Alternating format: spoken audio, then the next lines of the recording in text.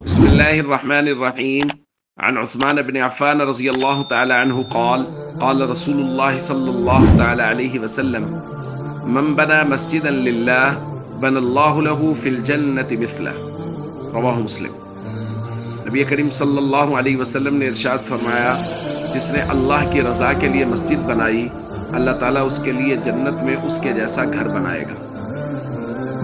دوستو، مساجد کی اہمیت اور فضیلت کا بیان چل رہا ہے، اور نبی کریم صلی اللہ علیہ وسلم فرما رہے ہیں کہ مسجد بنانا اللہ کو اتنا پسند ہے، اگر کوئی شخص مسجد بناتا ہے کہ اللہ تعالیٰ اس کے لیے جنت میں اس جیسا گھر بنا دیتا ہے۔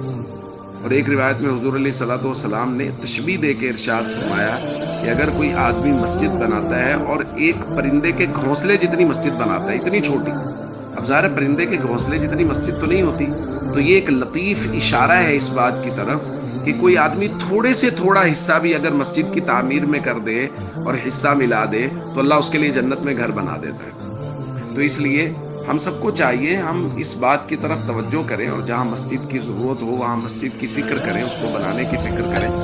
ہمارے یہاں یہ بڑا مسئلہ ہے، کسی جگہ مسجد بننی شروع ہوتی ہے تو لوگوں کو خیالات، نیکیوں کے جذبے پیدا ہو جاتے ہیں۔ دیکھیں جی، فلاں کی بچی ابھی بغیر بیاہ کے بیٹھی ہے کیونکہ ان کا خرچہ پورا نہیں اور ان کو مسجدوں کی سوج رہی ہے، فلاں کے گھر میں راشن نہیں ہے ان کو اور مسجدوں کی سوج رہی ہے۔ یہ جو باتیں بندے کر رہے ہوں گے، وہ خود 2.5-3 لاکھ کا 2 لاکھ کا موبائل لیے پھر رہے ہیں، ان کو موبائل لیتے وقت تو یہ خیال نہیں آیا کہ جی ہم اتنا مہنگا موبائل لے رہے ہیں، فلاں کے گھر میں تو چولہا نہیں جلتا۔ صرف جب نیکی کا کوئی کام ہو رہا ہوتا ہے تو ان سب کو لوگوں کے گھروں میں بجھے ہوئے چولہے بھی یاد آ جاتے ہیں اور بچیوں کی شادیاں نہ ہونے بھی یاد آ جاتا ہے۔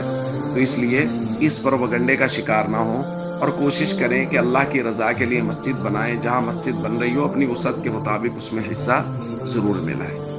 السلام علیکم ورحمۃ اللہ وبرکاتہ۔